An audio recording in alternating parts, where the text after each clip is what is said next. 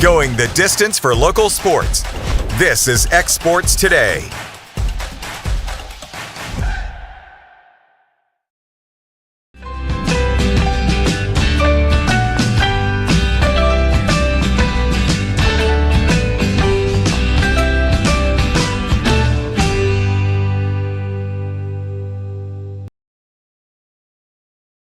Since opening our doors in 1904, Builtwell Bank has existed to be the local economic engine for the communities we serve.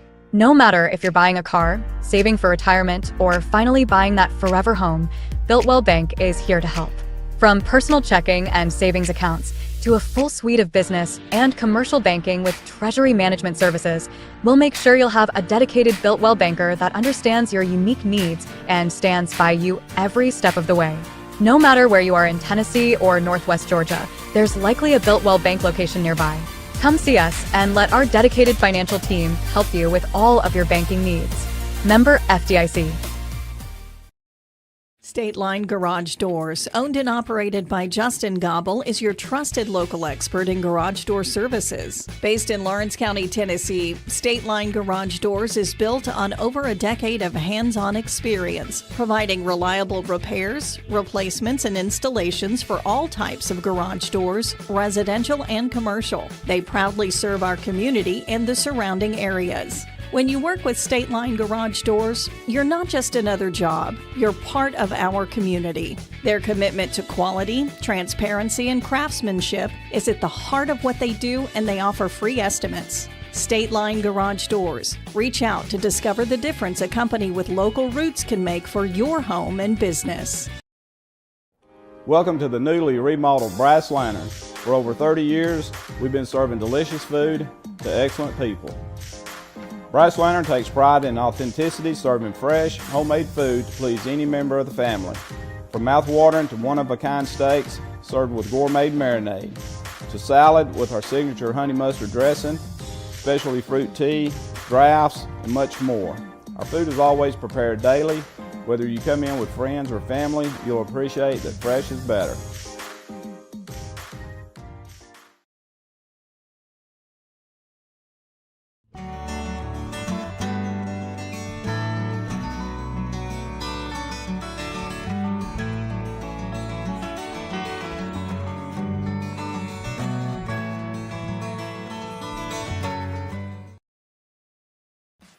Hey Lawrenceburg, looking for something new?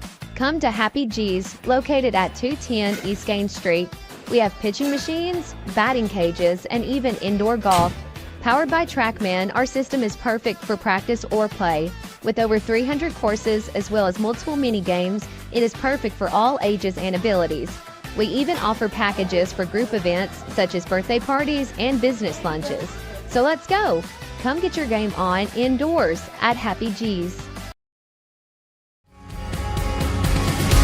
'Cause when I cross that county line, just off Highway 49, it all makes perfect sense.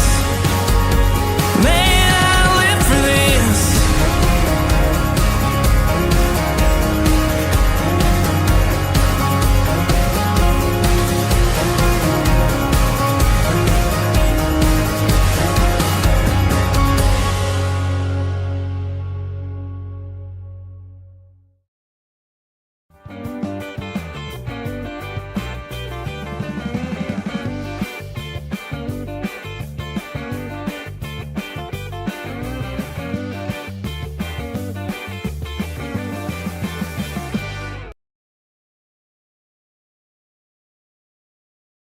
Hey, I'm Peyton Bowie, the children's pastor at Mars Hill Baptist Church, and it's crazy to think that summer is just around the corner. If you're like me and you're already planning what you're going to be doing and where you're going to be going for the summer, go ahead and put Vacation Bible School at Mars Hill down on your calendar. June the 9th through the 12th from 9 a.m. to noon for any kids 4 years old all the way through 5th grade. This year, our theme is True North, where we're going to be looking at all that God has created to help us really understand and discover who God is and how amazing He is and what it means to have a relationship with Jesus. So come join us June 9th through the 12th at Mars Hill Baptist Church from 9 a.m. to noon. Kids 4 years old all the way through 5th grade. We can't wait to see you there.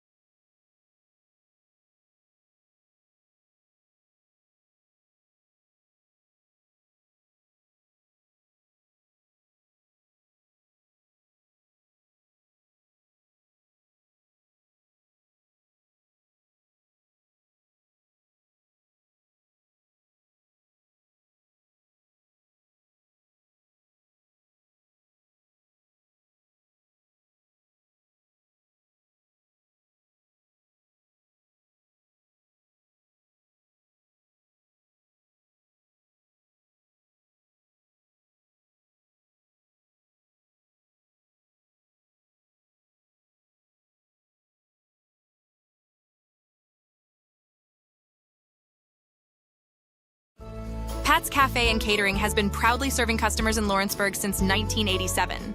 For 4 generations, our family-run cafe has served up delicious breakfast and lunch favorites with friendly service and a welcoming atmosphere. We also offer full-service catering and can help to make your next party or event a success. For great food and friendly faces, visit us today at Pat's Cafe and Catering.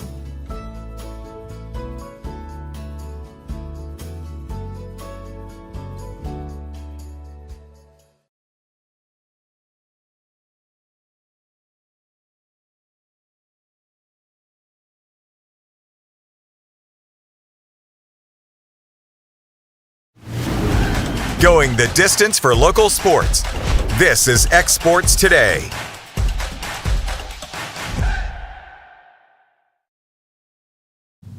Welcome to X Sports Today. I am AJ Good, joined alongside by Hayden Burks. Michael Marks joining us here this afternoon. Taylor Plott, once all these storms get out of the area, will eventually join us. I can't wait for the storms to get out of the area because I'm wearing flip-flops, and the amount of times I have almost slipped and fell and embarrassed myself in front of a lot of people. Yeah, I'm running out of fingers and toes to count how many times that's happened today. But Michael, thanks for joining us here today. It's good to have you on the set and a part of the team as well, man. We're excited to have you here. Yeah, I mean, I'm happy to be here. You know, I did some shows with Hayden earlier this week from the beach, but I'm glad to finally be back for a little bit. I'll be gone again next week, but it's good to be here for talk a little ball. Yeah. Humble brag here. He was just at the beach, at the beach. We're going to go from the beach, Mike, to the ice. Last night, guys, what a instant classic we had in game number 4 over in Sunrise, Florida, between the Edmonton Oilers and the Florida Panthers. And man, first period, guys, we thought, Florida's going to run away with this, and they're going to take a 3-1 series lead pretty convincingly. Yeah, I was hanging out with my buddy. We were watching the game last night. And I was watching it, and it was like a 3-0 lead for Florida. And I'm thinking, okay, well, I picked the right pick again. And then all of a sudden, as soon as I saw it was 3-3, I'm like, AJ's going to pick it right again. And he picked it in overtime, too. But, no, I mean, like, I watched it. After it got to 3-3, I was locked in on that game. And, I mean, It's just like Florida had like a meltdown. Like they couldn't get anything going, and the Oilers, they couldn't miss. And I mean, they just eventually, they had Florida had to have a power play because they were in trouble, and they ended up losing. It just kind of, like I said, just kind of had a meltdown there at the end. Yeah, the first period was kind of an extension of what they did in Game 3. Forced a ton of Edmonton mistakes, just like this one right here. Look, just a good, hard physical check, turnover to a nice pass behind the net. Goalie really has no chance here. Poor Skinner. He was 6-0 in Game 4s in his career, and they pulled him after the third period. Put in Picard, and Picard, who only gave up 1 goal the rest of the way, but they really kind of blitzed Edmonton, did a lot of the same things, changed things up a little bit, but Edmonton guys really there in the second period made some awesome adjustments and really kind of got back to what they do best, which is just overwhelm you with speed and talent. Yeah, I mean, this game, it was kind of like an encapsulation of the whole series. I mean, it's just you can't take your eyes off because you're going to miss something. And, I mean, up 3-0 early in the first period, able to, come back and make it a game and force it to overtime. I mean, 3 overtime games now in the fourth Stanley Cup games we've seen so far. It's just been a great series. And Edmonton just had to out-hustle these guys, which is hard to do against Florida. Florida just overwhelms you with their hustle, with their tenacity, with really good defense. And look at this play. Yeah. Just getting in front of the net, kind of a point-blank shot. Bobrovsky doesn't see it. Then right here, this might be my best play of the game because look on the backside here. He's asking for it, give me. I'm like, oh, he's scoring.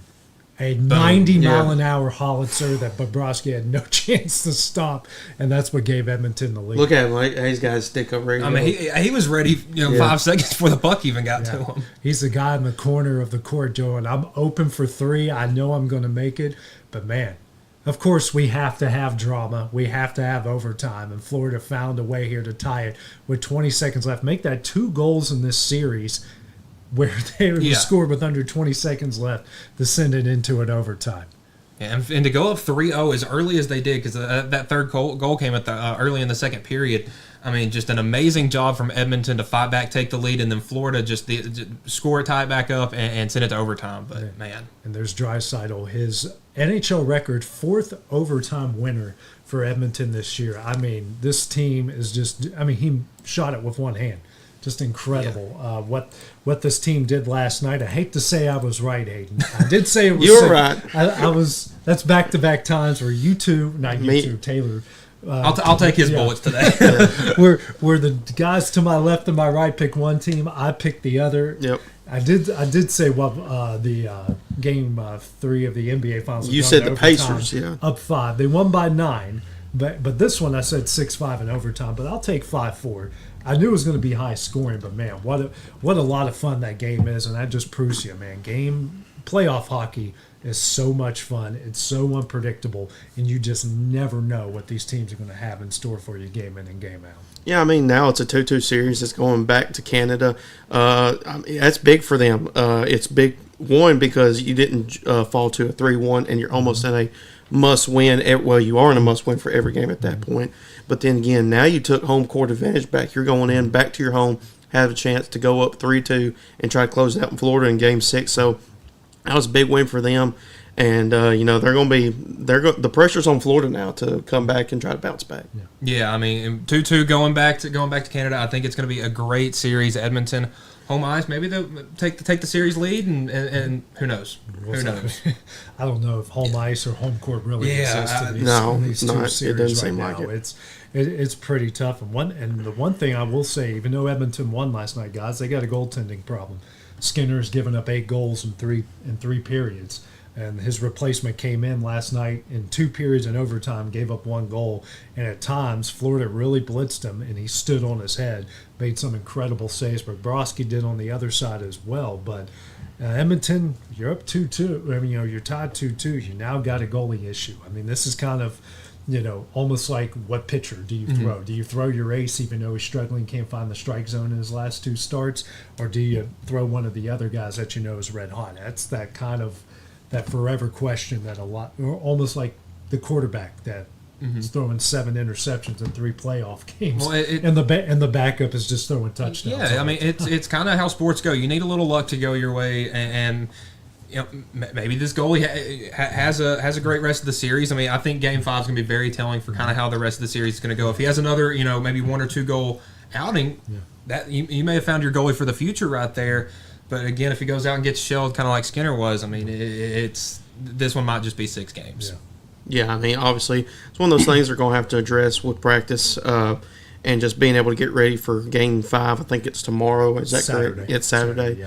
Yeah, which is tomorrow. Which is tomorrow, yeah. Our days are all over the place. Our day's been all over the place. But, yeah, they're going to have to address that. And then, again, I mean, you just kind of look at who gives you the best chance to win. I mean, that's when it comes down to this, whoever gives you the best chance to win is who needs to be on the ice. Yeah, absolutely. So Game 5 Saturday in Edmonton, 7 o'clock on TNT. But we got another Game 4 tonight. We're going to the NBA, guys, and Indiana's ahead. Everyone kind of thought after what OKC did in Game number 1, Game number 2, like, okay, this team can go out and they can dominate, but guess what? Indiana comes out on top in a really good back-and-forth game. I don't know who the pressure's on. Is it on Indiana to take care of home court, then force the issue, or is it on Oklahoma City to tie things up, bring it back to home court with the very pivotal Game 5 tied at 2? Well, I think it's hard to say that any pressure's on the Pacers. They have the series lead right now. They're at home. But nobody thought they were going to be here. Right. I mean, every playoff series before, going into Milwaukee, nobody really thought they had a chance. Yeah. Boston, nobody thought they had a chance. New York, nobody thought they had a chance. And here they are in the finals with no chance. But, they have a Game 4 at home with a series lead. And everybody on the team's really been playing well. It's hard to say that the pressure's on Indiana at all. Yeah, I totally agree with you, Michael.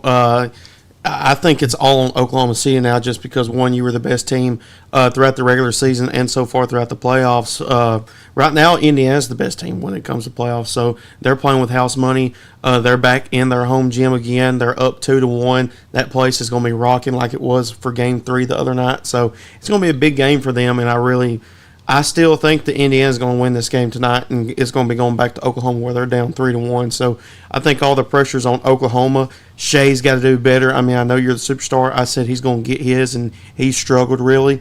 What Indiana did to stop him defensively was something that I haven't seen a team do against him. So then again, it's just one of those things where they're going to have to step up, and they're going to have guys come off the bench and score. Crusoe's got to score. I'm not sure why Hartenstein was coming off the bench. He was kind of the bread and butter, having he and Chet down low, and then you start Casey Wallace maybe. I think Casey Wallace is one of those spark plugs for the bench. So we're just going to have to kind of see what Oklahoma does from the start of the game, who they start, and how they execute throughout the game. Yeah, Indiana's doing a really good job throwing a lot of different guys at Shea. Just looking at the guards that played more than 15 to 20 minutes, you got Halliburton, you got Andrew Nembhard, Aaron Nesmith, and then you got T.J. McConnell and Benedict Mathurin off the bench. And Mathurin had a huge Game 3, 27 points off of 22 minutes. Yeah, and that's a guy that I saw in person when his 1 year at Arizona. They came to Knoxville, and that kid was amazing. There's a couple of guys that you just watch in a game where you're just like, that guy's different. Jalen or Jabari Smith from Auburn, that was a guy, but Benedict Mathurin, that's a guy that once I saw that game, that I knew that guy was going to be huge in the NBA, and I'm glad that his career is kind of on an uptick in these early years. Yeah, and we're starting to see, SGA was talking about this the other day, guys, about fatigue at the end of games. These two teams have played some long series, and that's kind of a big factor at the end of the year. Yeah. And we're already talking about fatigue going into game number 4. It's almost, you hate to go down that road, but it's almost like, okay, what's the better in-shape team? Because you got Indiana just plays a different style. It's really hard to go up, and it's hard to go up against it in the 7-game series, even though Oklahoma City has matched it at times. But we saw the end there of game number 3. I think Indiana had just that pressure, what they do, and it really made Oklahoma City make some really bad, kind of lazy, tired errors. Yeah, they look gassed. Shea definitely, he looked gassed too. Then again, you got to look at the Indiana. They haven't been in a 7-game series. They haven't gone to a Game 7 in this playoff run. Yeah. Oklahoma did against Denver in the semifinals, and then they went 5 games against Minnesota in the Western Conference Finals. But then again, you got to look at the style of play between the two. Indiana, they like to play with pace and space, but then again, they can get up and down, and they've shown that that's their bread and butter. Like I said, there's no telling how many transition points they've had. I guarantee they're leading the playoff when it comes to every team in the playoffs, they're leading it for sure.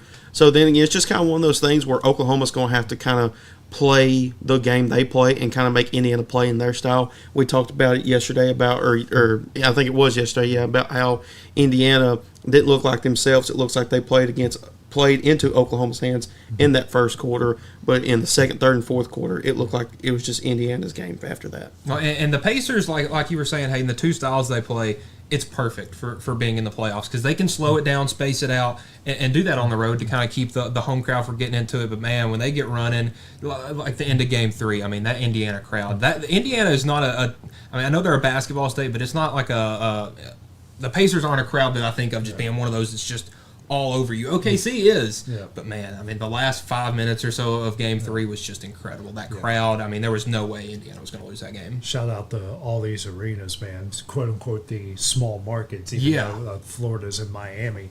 But man, these team, all four of these fan bases on their feet from start to finish, great atmospheres. I mean, it's kind of like, maybe these small, quote unquote, small markets will bring you better atmospheres, and maybe the Garden's great. And I do want to go to a Knicks and a Rangers game at some point in my life over at the Garden, but maybe sometimes these big market teams don't always bring in the best crowd. I was just about to go off that. LA and New York, you put them in the finals for any sport, NBA, NFL, whatever. Yeah, it's going to bring you a lot of viewership, and sure, OKC and Indiana may not be blowing away you on the TV ratings, but watch the game, look at the atmosphere, the passion. I mean, you don't think of that type of stuff with professional sports as much, but man, like you were saying, these small markets, it may not be blowing up the TV ratings, but man, those atmospheres are top tier. Yeah, absolutely. Like you said, they're probably not blowing off the TV ratings, but then again, you got the two best teams, in my opinion, in the playoffs so far. Probably the two best teams throughout the season. Kind of just player-wise and just overall team. But then again, you look at it from the perspective of the fan bases, this will be the first championship for either team. So it's going to be big regardless. I mean, Indiana, they haven't won a championship. They've had really good teams in the past and just kind of gone up against some other good teams like New York in the past, or the Bad Boy Pistons, or the old 2000s Pistons, and just teams like that where, they kind of struggle and they just couldn't get over that hump. Then you look at Oklahoma City, who really hasn't had a good team in the past, except whenever they had James Harden and Kevin Durant and Russell Westbrook, and same thing with them. They ran into the Miami Heat and all that stuff. So it's two, teams that haven't been to the finals in a long time, and so these fan bases, they're really showing out. And I think this is made for a fun NBA Finals, just for a casual NBA fan, because I mean, the Thunder, I get with the SGA free throw, thing, that can get a bit annoying, but man, these are two teams that I don't feel like anybody really has any disdain towards. Like, there's no who hates the Oklahoma City Thunder. I mean, there's and who hates the Indiana Pacers. I mean, other than maybe like the Pistons or something like that, or the Bulls. But I mean, this has just been like a fun NBA Finals. Yeah, it's been a lot of fun. Well, guys, we got some more fun going on the college side. We got the College World Series starting up. Actually, the first game of two today, and of the first four going on right now. We'll talk some College World Series, plus some more and more stuff coming out with all this NIL deal and the House settlement. We'll dig into that as well when we return on Exports Today.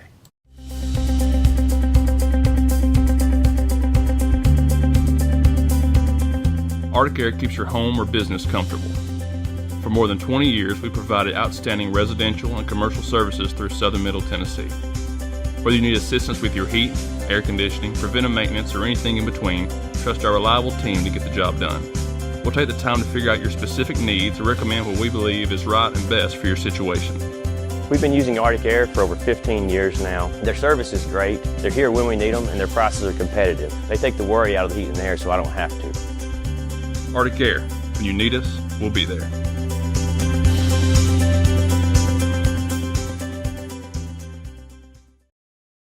At C&B Linen, fast, friendly, and reliable service is our promise to you. Because you're not just a customer, you're family. From multi-use linen to branded floor coverings and a complete range of cleaning supplies, C&B Linen is here to make sure you have everything you need. From our high-quality products to our fast, friendly, and reliable service, you'll experience the difference with C&B Linen. Because you're not just a client, you're part of our family. You'll be winning with C&B Linen.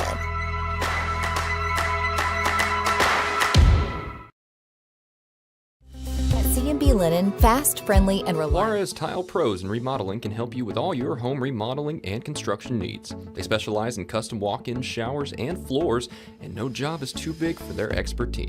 Licensed and insured, call Juarez Tile Pros and Remodeling today, located in Lawrenceburg, Tennessee.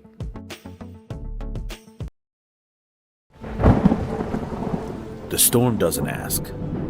It takes. It tests. It pushes everything to its limit. Some things are built different. Some things are built to last. Tested by the elements. Proven by time. Engineered for whatever comes next. Summertown Metals. Strength in every storm. Building dreams that last. Want to take the next steps in taking care of your health? Tennessee Valley Allergy Services can make your goals a reality. Their team of doctors, nurses, and medical professionals are dedicated to providing allergy care and treatment, such as drops and shots, to fit your exact needs. Their expert services are for anyone ages 2 and older. Whether you struggle with environmental or food allergies, they've got you covered. Discover a better you at Tennessee Valley Allergy Services, located right next to the Zaxby's in Lawrenceburg. Book online or call 931-325-0757 to schedule your appointment today. Top quality equipment rentals at the right price. It's not too good to be true at Rent Right Equipment and Sales. We guarantee clean, reliable products that are up to your standards. Our family-owned business has been doing that for more than 40 years. Let our friendly and knowledgeable staff take care of you from purchase to maintenance. Saws, drills, lifts, mowers, generators, you name it, we've got it. Stop by and see our inventory today, located on Buffalo Road in Lawrenceburg.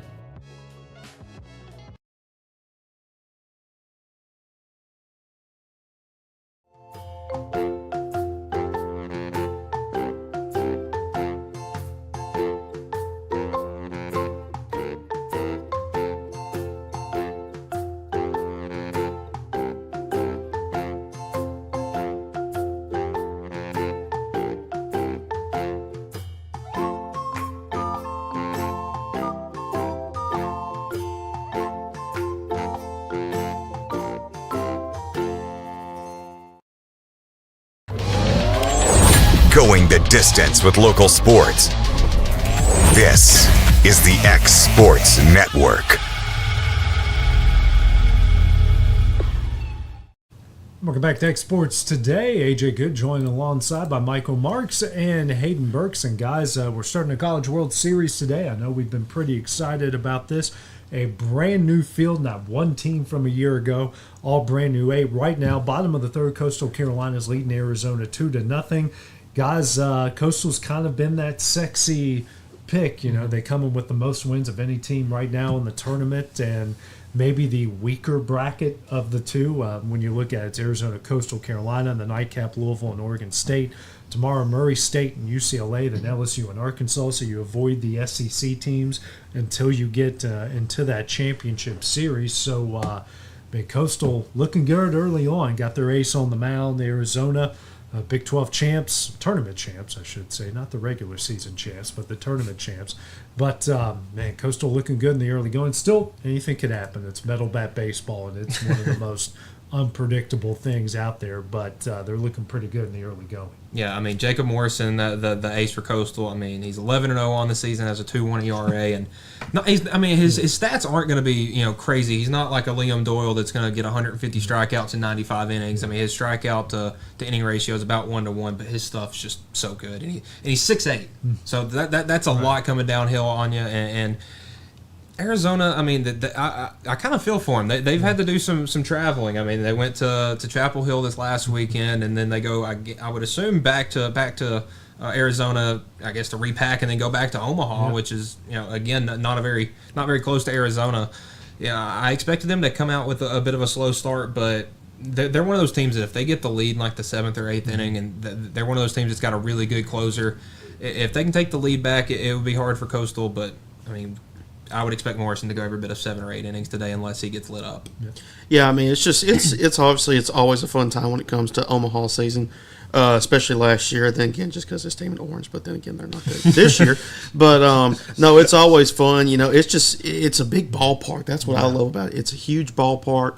It's always something always special happens. I mean, we see it every year. There's always a game that everybody's going to remember. And between these two, Coastal Carolina and Arizona, obviously I told you guys before we went live on air, I said, Arkansas is probably my favorite just because SEC, and they, in my opinion, probably have the best overall team right now. But then again, like you said, Coastal Carolina's the only team with 50 wins at least 50 wins on the season. And I look at just kind of their overall team and their pitching and their bats and how they've been playing well right now. Yeah. I could see them getting to the finals with ease. I don't know about winning it all, but they can get there with ease. Yeah, I agree with you, Hayden. They're 53 and 11, I think. Yeah, 53 and 11 on the season. They've won 23 games in a row. Yeah, it's baseball, college baseball at that. These are teenagers going out there and consistently day in and day out. Just one run better than the other team. And they were playing the Sun Belt, which is a 3-bid league, and Southern Mississippi hosted a regional, even though Miami is the one that came out, and I think they beat Southern Miss 4 or 5 times in that stretch, maybe. I'm not sure off the top of my head. I know they beat my Thundering Herd a couple times during that They only stretch. played Southern Miss once this year. They did win. It was the Sun Belt championship game. But still, you run through a Southern Miss. Troy also made it to the tournament, and that's never an easy. Their last loss was a midweek game back in April, and they lost 4-2 to College of Charleston. Oh, okay. So it's been a while, and they haven't lost back-to-back games since the first week of March. So yeah, so this team is just red hot and on fire. Nightcap tonight, Louisville and Oregon State. Oregon State not too much of a shot getting there. Louisville, kind of, especially knowing, they had to go to the number 1 overall seed in Vandy, and then they played this thrilling series against Miami from their own conference. So they're a bit of a shock. I mean, not a Murray State shock, but they're a bit of a shock to get that far. Yeah, I don't think anybody had them winning that national regional, but I knew once I saw Louisville in there, just the matchups we've had with Louisville and Vandy in the past couple of years, you knew that was going to be a good series. And Louisville always has a good ball team. They weren't a host this year, but I mean, you knew they were going to be trouble. And then once they made it out of Nashville, I mean, good luck running into them. I know Miami kind of ran through Hattiesburg like a buzzsaw, but man, I mean, this Louisville team, they're good, and I think this year's College World Series is made for them. And just the fact that the way they play, there's not a team like a Tennessee this year that's going to go out and hit 180 home runs. I think they're somewhere in the mid 30s with home runs, but they're 7th in the country in stolen bases. They're 155 for 175, so they're effective when they do it. And so they're kind of like that Kentucky team last year. They weren't going to outpower you, but man, if they got a guy on base, he might steal second, bunt him over to third, a little single, and boom, you got to run just like that. So they're a fun team, and they're definitely the one I'm going to keep my eye on, at least in that top bracket. That would have been a nightmare for Tennessee this year. Yeah. Base runners and force the defense to make plays. Yeah. Man, I would hate to have to rely on my defense. You think that? No, I'm not. And you still made it to the Super Regionals. That's how good your talent is if you make it to the Super Regionals. But you look at tomorrow. Murray State's the big story. They'll have the first game against UCLA. I mean, just everything I keep seeing. Their ballpark only holds 800 people. Their coach only makes $69,000 a year. And they were such a small team that there were people making jokes on Twitter that their coach cut their own the grass on their own field. Yeah, he does. He came back and said he didn't. Oh, he did. Okay. They do have a grounds crew, but. I mean, but they're small enough school that was believable. Yeah, I mean, and you saw the pictures. There's holes in the fence. The outfield wall is kind of faded. The scoreboard is really faded. They, even though it's a Missouri Valley team, it's probably them and the Sun Belt kind of fight back and forth for who's the best mid-major league. But man, just what a great story. They got some good pop in the lineup, especially at the top half, and they probably have one of the best, if not the best, bullpen of all the 8 teams in Omaha coming in. Well, and see, that's how most of their games have gone. Is they hit the ball really, really well. They scored a ton of runs. They're riding that hot streak. But I think it was the game against Georgia Tech. They got up 10-3 and then gave up a 7 spot in the 5th. But they had enough in their bullpen to keep. I mean, usually these small schools, they might 4 might upset a 1. Right. but they usually don't have enough power to make it through the regional or a super regional. And here we are with Murray State and Omaha. Yeah. I mean, they've won, in the upper 40s. I don't know the exact total, but they've won in the upper 40s games, and you don't do that on accident. No, not at all. That's going to be a fun one. No one's talking about UCLA. This is a really good team out of the Big Ten. Made a pretty good run in the Big Ten tournament. Very consistent team, and they've already knocked off a mid-major surprise in UTSA this past weekend. And again, they're kind of all the teams everyone's talking about in Omaha right now, the least that they've talked about is UCLA. Well, and I think that just goes off of their route to Omaha. They've only played one Power 4 team the entire time, and it was in their regional against Arizona State, I believe it was. Why couldn't Tennessee or West Virginia? Yeah, I know, right? exactly. We'll still figure out a way to mess it up. But I mean, they're great defensively. Yeah, 12 stolen bases.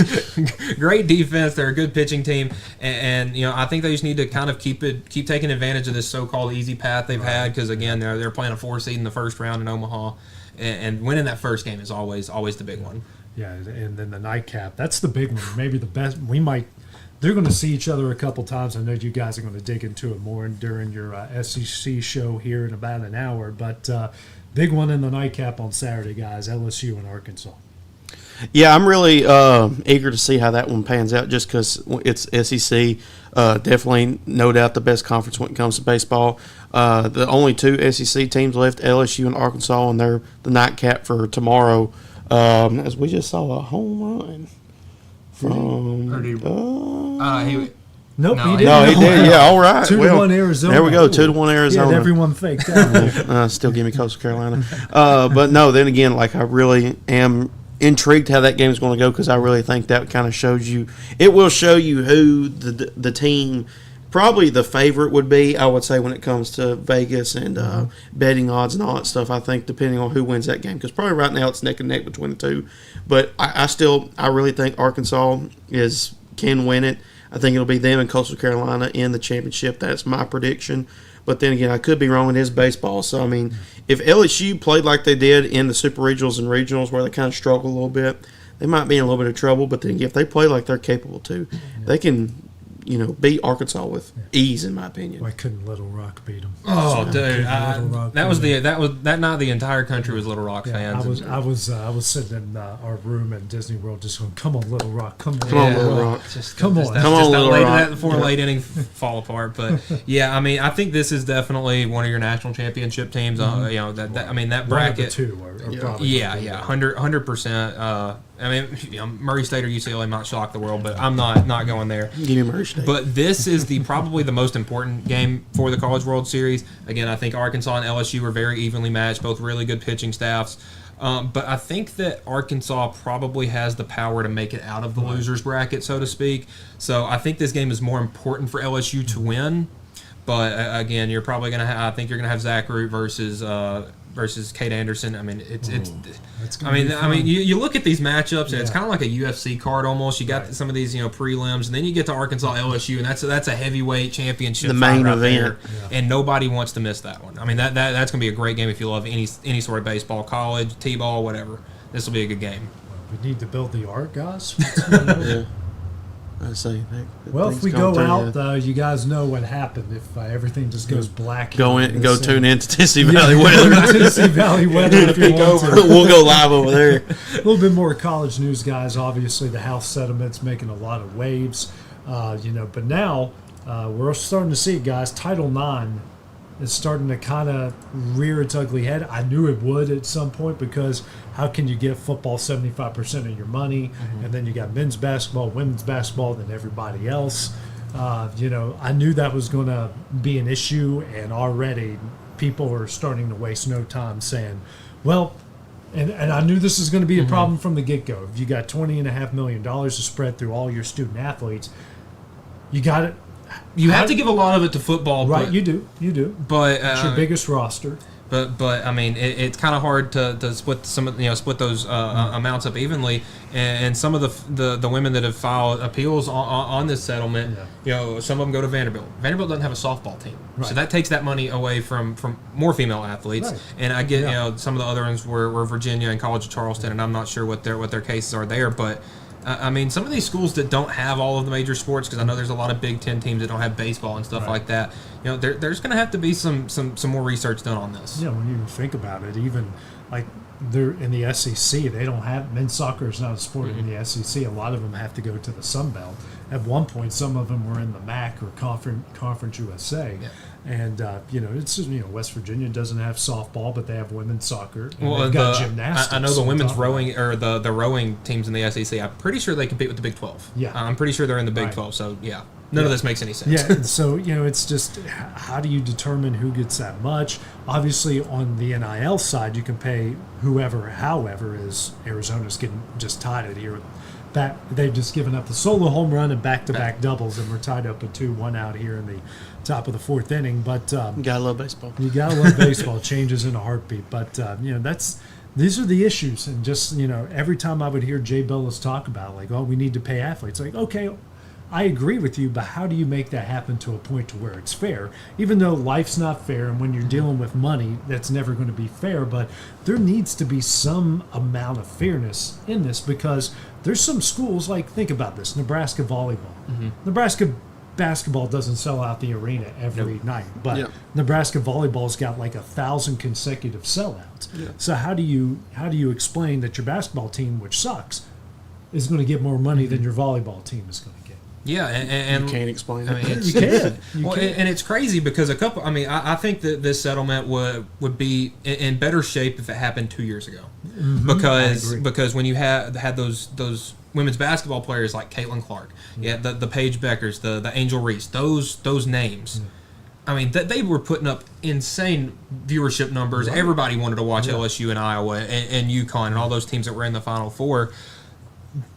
And that would have made this more interesting, because those three I just named brought so much money to their schools, so much money to the NCAA, and now they're getting a pocket full of change, and they're told to run with it. We were speaking about Iowa. They played a preseason basketball game at their football stadium. I was going to bring this up when you talk about Nebraska. Nebraska's done volleyball at their football stadium. Iowa's done wrestling at their football stadium and done massive numbers. You think it. I covered Penn State for a year. Penn State wrestling national champions. Yeah. They've built a dynasty of a program, but they're going to put in that 4% pot that you got to share with hockey, lacrosse, softball, baseball. I mean, there's at some point there's got to be some realism to this, that maybe some sports and other places need the money a little bit more than the others. Well, and that 40% of 20 million is $800,000? Yeah. Well, maybe. I think, somewhere around there. I mean, it's not very much money that you can do with, and all this does, I feel like, is help the big schools, because they just got 20. I was literally about to go They there. just got $20.5 million added to their NIL fund, where they can already spend $50 million on a football team. Yeah. And now here's another 15 if you want to go buy some backups. It's insane. Yeah, I mean, I think you had the same thought as me and Hayden did, right? I mean, how does the UNAs of the world compete in this world? I'm not sure how. There is a way. I'm sure down the road they'll work on something like that. But then again, like Alabama, Tennessee, Ohio State, Michigan, football programs like that. Mm-hmm. People will go and play for those teams. Yeah. People will go to play for Alabama, Tennessee, Auburn, just whoever. Well, Auburn, I know they're in a struggle right now, but then again, it's just the name right now. It is Hugh Freeze, yeah. But then again, you just kind of look at it from that standpoint of those big schools. How's a school like UNA or other EMTSU, Murray State, right. How do teams like that pick up, athletes to do something with those funds for the NIL? So it's going to be a struggle. It's like I told Michael the other day when we were talking about on our SEC show about, down the road, there'll be some more rules and regulations put into play for it. And a couple of the FCS conferences, I think it's the Southland and the CAA, two of the better leagues. They're not the Missouri Valley, which is the SEC of the FCS. Yeah. Just look at South Dakota State, North Dakota State. But two of the better leagues, Big 12, Big 10. I guess you can make that comparison. But they're now saying, which they can legally do now in this era of NIL, that they do not have scholarship limits. Well, and that's exactly what this House settlement did. It took away scholarship limits, but it put a cap on roster spots. Yeah, which is me and my brother-in-law have been talking about this on the baseball side of it. You know, baseball can only have 34 guys. Yeah. All of them got to be on a scholarship. So, like, is there red shirts anymore? Did you? Because there's no walk-ons. Walk-ons are done for. Like, what's the what's the version of a scholarship? Is it a full ride? Is it I gave someone 50 cents? Yeah. That's, what is it? Yeah. What is it? So there's just a lot of so many unanswerable questions right now that and you're going to lose great stories in college football. And I get these guys were big names in the NFL, but Baker Mayfield, walk on, J.J. Watt, walk on. Yeah. I mean, you have all these incredible stories. I mean, even the original one with Brandon Burlsworth at Arkansas. You know, with this, you're losing that. Yeah. You're losing what people loved about college football, the underdog stories. So, or the one-star recruits, the Patrick Mahomes of the world aren't going to get recruited like they used to anymore. The world's changing. Some of it's good. I just think, I think the NCAA did it because they needed to have some sort of guardrails and trying to put a fence on what's going on. They're scared of losing football. That's what it is, because football is really the only sport that the NCAA is over that doesn't make sense anymore, just for the way that they're running things. And the NCAA is not over college football playoff. That's a whole different thing. So I think they're trying to do whatever they can to keep football in the NCAA, but I think in the net, I don't know how soon. Maybe it could be 5 years, it could be 50 years, but I think we're going to see, I hate to say it, but probably see these Power 4 conferences and bigger schools break away, make their own league, and then we'll have college football that way, kind of like the NFL. And I hope it's just a college football thing because, we're watching Coastal Carolina and Arizona, which in a football sense would be terrible. Group of 5 versus Power 4. And something like this, Murray State wouldn't happen in the current college football model. So if they do break away, I hope it's just in the football sense and they don't take all these other sports and take away all this great competition that we've seen over the last couple of weeks that's been so entertaining. Well, guys, coming up next here on X Sports Today, they're actually playing golf. It's raining a lot here, but they're actually playing golf in round 2. U.S. Open going on right now in Oakmont in western Pennsylvania. We'll talk that to close out the show coming up next. Are you looking for the perfect refrigerator? What about a new stove or washer or dryer? It only makes sense to shop at the one place that specializes in appliances, top to bottom, big or small. And that's Kelly Appliance in Lawrenceburg. Kelly Appliance is home to all major name brands, including LG. LG makes life good with a full selection of refrigerators, cooking appliances, dishwashers, microwaves, and more, including appliances made right here in Tennessee. Family owned and family operated. Stop by Kelly Appliance on Jerry Street in Lawrenceburg today.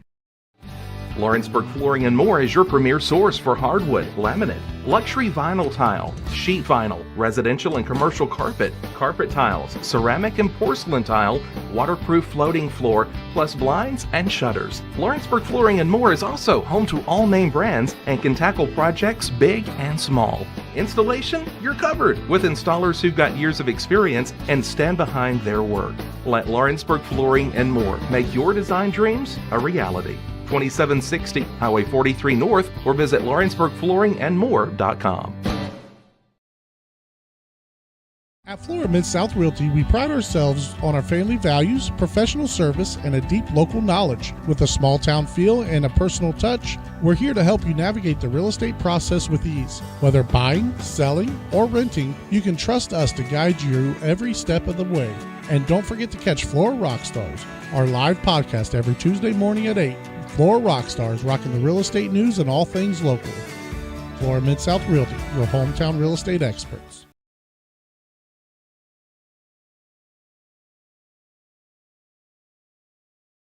Let me tell you about a place that has it all for your home, bedroom, kitchen, lawn, and more. It's a home-owned and home-operated business that's been around for over 70 years, so you know they're doing something right. At Swap and Shop Center in Lawrenceburg, you'll find top name brands for every room of your house, and top brands for the outside too. Looking for appliances, televisions, couches, safes, bedding, mowers, and well, the list goes on. So make the drive today to 824 North Military Avenue in Lawrenceburg and be treated right.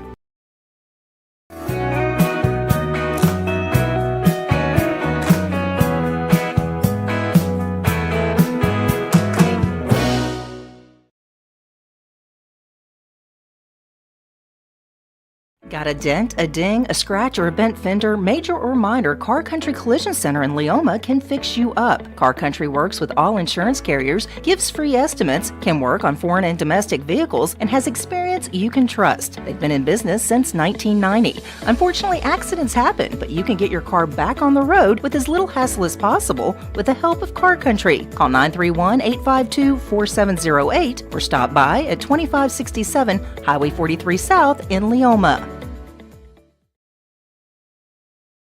Flooring sets the tone throughout your home. For flooring that makes the right first impression, start by choosing us, Floored by Justin. A one-stop flooring destination. Our new location stands alone for unequaled customer service and selection. Owner Justin Story's mastery of custom hardwood inlays means every room can have a custom look. Discover how the right choice of hardwood, laminate, carpet, or tile can set the tone in your home. Contact Floored by Justin today.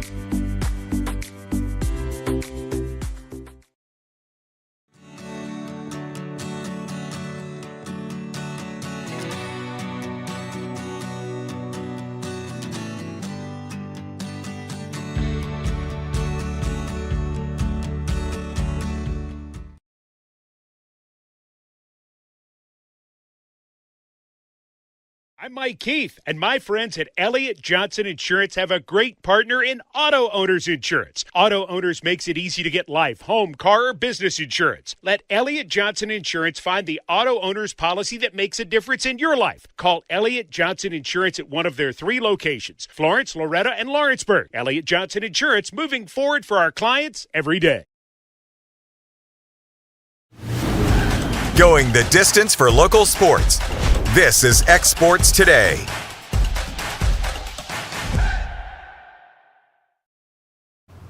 And welcome back to X Sports Today. Here, AJ Good with Michael Marks and Hayden Burks. Guys, talking a little golf. Game 2.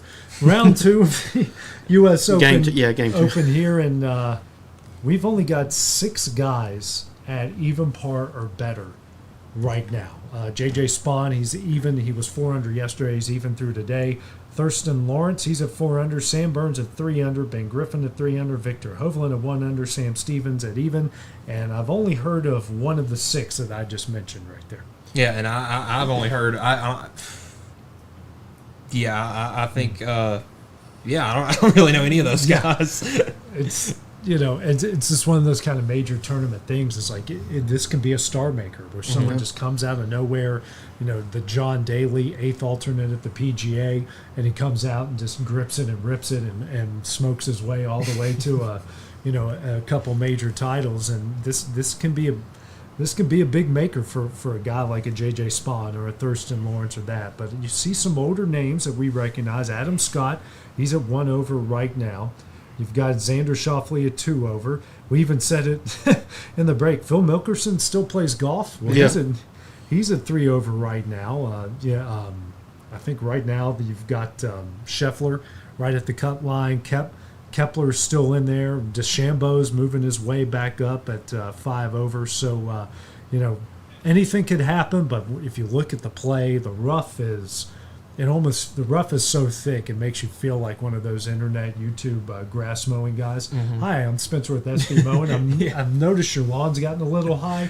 I can mow it for free for you, like he's about to come out. That's how thick this rough is. I mean, it's like if you drop your ball, you can't see it. Right. You can't see it. I mean, it's just unreal how tall those roughs are.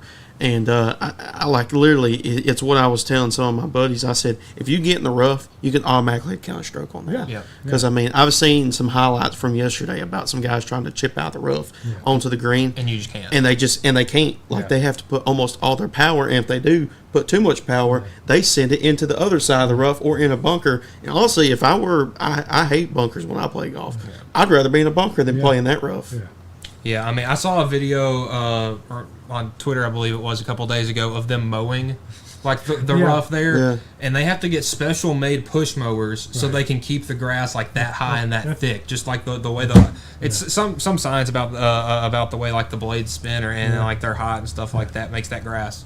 that rough incredibly tough to play in, and that's why I think it's just such a weird group of names at the top, because you get lucky, hit a couple shots, and boom, there you are, 4 under in the lead. I mean, and anything could happen, and when you're that sort of close and you got some unknowns there at the top, and the way this course is playing, you might be sitting at 1 over right now, 5 strokes down. You think about it, you birdie, they bogey. That's a 2-shot swing. Exactly. And those add up at the end of the day. And, course might be tough now. It's going to get even tougher tomorrow, and it's going to be as tough as it can get on Sunday.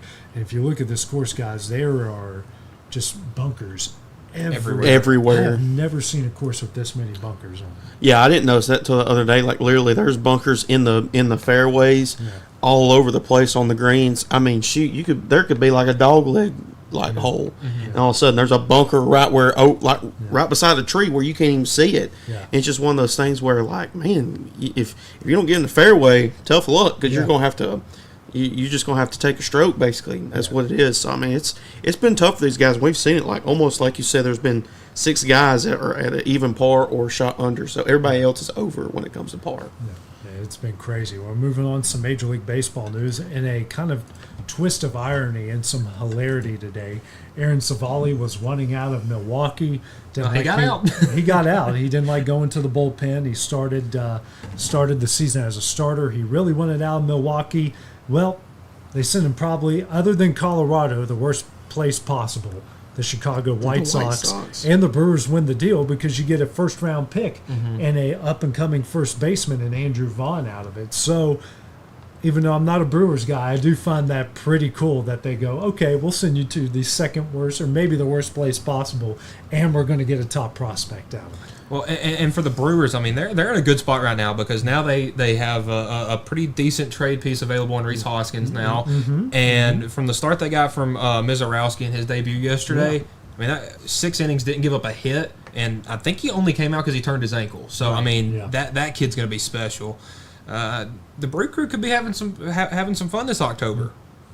Absolutely. And we, my brother-in-law and I we're talking about it as well. This could be a good move. It can potentially be a good move for Chicago, because if you think about it, Savali comes in, he's motivated, gets you about 3 or 4 good starts. Well, the trade deadline's just right around the corner. Then you trade him and maybe get some good pieces back in the process. Who knows how that's going to turn out? Yeah, I mean, the White Sox have. I mean, I'm not going to say they've been a surprise this year, but it's surprising that they're 23 and 46, and it's surprising they're not that bad. And it was surprising that they're not as bad as they have been, because last year you have the worst season ever, and then the Rockies come in and we're like, well, hold my beer. Yeah, exactly. But I mean, I think that, the White Sox are in a bit of an interesting spot, because again, they can, if Savali comes in, has a couple of good starts for them, gets a win or two even. With the White Sox, I mean, that's like 4 wins for a normal pitcher, and boom, big trade piece, gets some prospects. Because that's the thing, the White Sox are going to have to build from the bottom up. I mean, they're in a bit of a rough spot right now, but at least they're not the Rockies. I mean, baseball's been kind of uneventful. I hate to say that way, because I'm looking at the standings. Well, it feels like there's so much going on that there's nothing going on. Right. You gotta wait till after the All-Star break to really get into it. As far as division races or who's going to make the playoffs, like the Yankees 4.5 lead in the East. Tigers 8-game lead in the Central. That's right. That's really the only like solid first place team right now. Astros 4.5-game lead in the West. In the East, you got the Mets 5.5-game lead. Cubs with a 5.5-game lead in the Central, and it's the AL West, the only one with 3 teams fighting for the top spot: Dodgers, Giants, and Padres. And all 3 of those teams are pretty decent. It's just, I don't know, it's like you just said, Mike, there's so much going on, but really when you look at it and you look at the standings and the movers and the shakers, it's almost like, okay, we've already been established who our division champions are. It's now who's going to get beat up in the first round of the wild card. Yeah, exactly. And honestly, I think one of the coolest stories this year is just the evolution of Tarek Skubal for Detroit. Yeah. I mean, because 2 years ago the Detroit Tigers were kind of in that spot where the White Sox were, just not very good. Yeah. And, they didn't really know where you could go with it. And now all those high draft picks that they had are starting to play better. Jackson Jobe, I get he's hurt now, but he was playing good. Casey Mize has been playing better. Spencer Torkelson's come out of nowhere. And then Tarek Skubal is the best pitcher in baseball by far. I mean, a lefty throwing 101 at you and you'll get him for 7 or 8 innings every time. I mean, he's insane. Comeback player of the year, Javi Baez. Who knew moving him to center field was? And he just immediately sees a beach ball. Yeah. What sense does that make? But yeah, when he was swinging at pennies 5 feet outside of the strikes. Have you ever? Oh, just when you think, so happy he was out of Chicago. We got him out just at the right time. He turns into this guy all over again. Well, guys, that will do it for the show today. Going to wrap it up. YouTube, got SEC tailgate coming up in about half an hour? Yeah, we'll probably start here soon. Yeah, I'm about to say we might just as soon as we. Yeah, it's Friday. We don't want to get caught in this flood. Yeah. Well, I think we're already in the flood. Yeah, we're already in the flood. Yeah, we got the pond coming up on our doorstep. It's at our front door or back door. Yeah. Well, guys, we'll be back here 1 o'clock, 1:30 on Monday. Taylor Plott hopefully will join us again. Hopefully there's not Noah's Ark flood type happening at the same time. So for Michael Marks, Hayden Burks, I'm AJ Good. We'll have a great weekend. We'll see you guys on Monday. Going the distance with local sports. This is the X Sports Network.